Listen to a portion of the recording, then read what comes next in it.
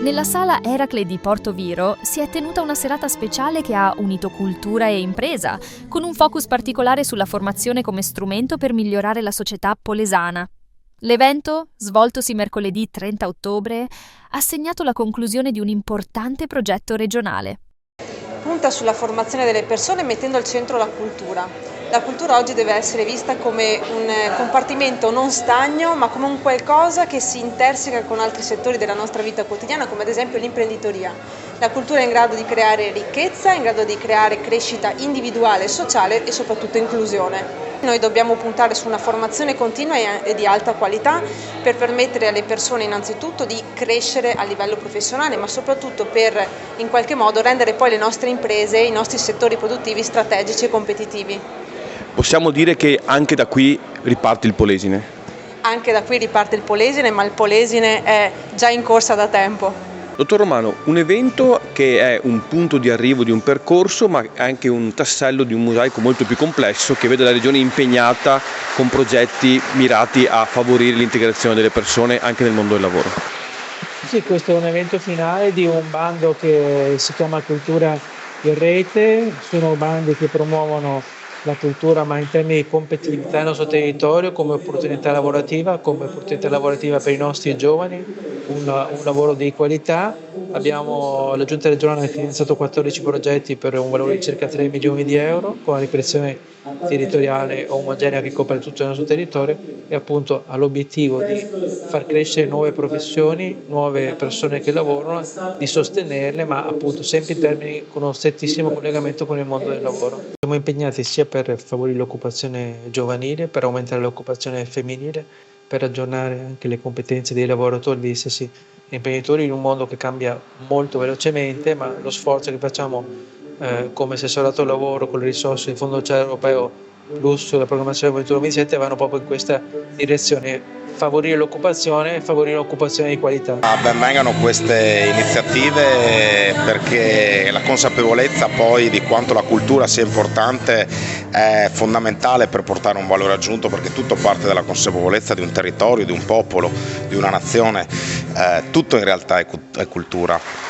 La cultura artistica, la cultura paesaggistica, la cultura alimentare, la cultura del lavoro, quindi avanti così, complimenti alla Regione Veneto, che la consapevolezza aumenti, che abbiamo un territorio fantastico, una regione fantastica e ovviamente un paese fantastico.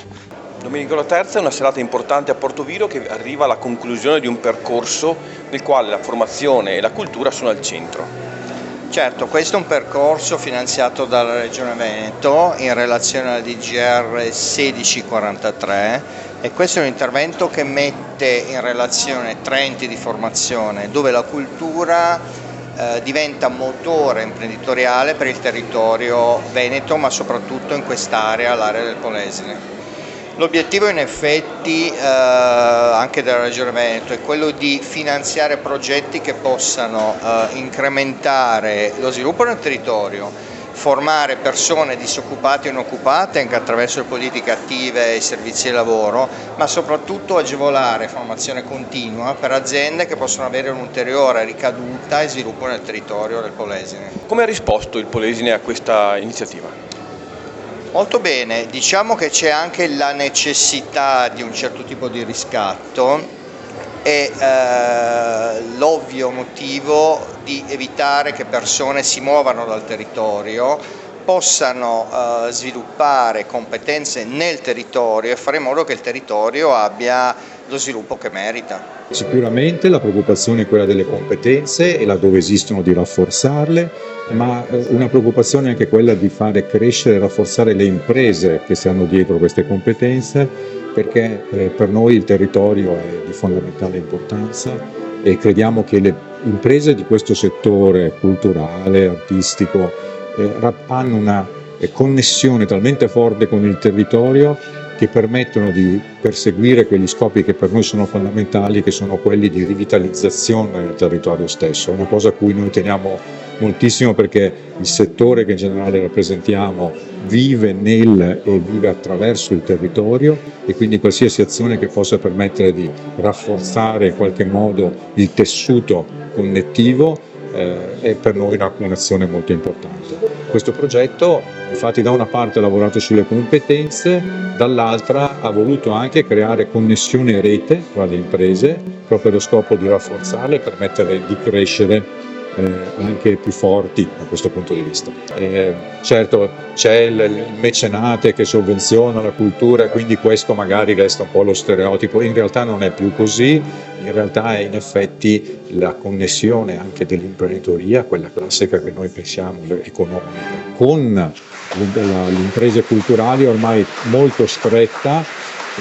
Magari gli aspetti si colgono più in certe sfaccettature magari del marketing piuttosto che della comunicazione eccetera, ma in realtà la connessione è ancora più stretta dietro, perché io credo che il legame poi che li lega fortemente poi, e ritorno sempre sul tema, sia il legame col territorio che entrambi hanno, e questo li rafforza entrambi. Si tratta di un progetto ambizioso. Noi come Job Center ormai dal 2016 seguiamo tutti i bandi regionali rivolti appunto agli operatori del settore culturale. Crediamo fermamente nell'importanza di investire nelle competenze del settore, perché il settore culturale è un settore trainante per la nostra regione e per i nostri territori. Abbiamo investito nelle competenze del settore del cinema e dell'audiovisivo, ma anche per la crescita degli operatori che realizzano interventi, eventi e spettacoli soprattutto sul territorio padovano, con due grosse direttrici che erano quella dell'accessibilità degli eventi culturali e anche della sostenibilità ambientale, che sono due grosse tematiche molto importanti.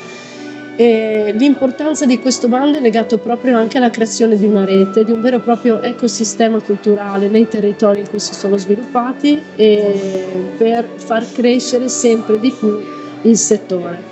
Industria della cultura che crea modelli positivi, che crea nuove professionalità, può aiutare anche la società in altri ambiti come quello della convivenza, come quello della qualità del tempo.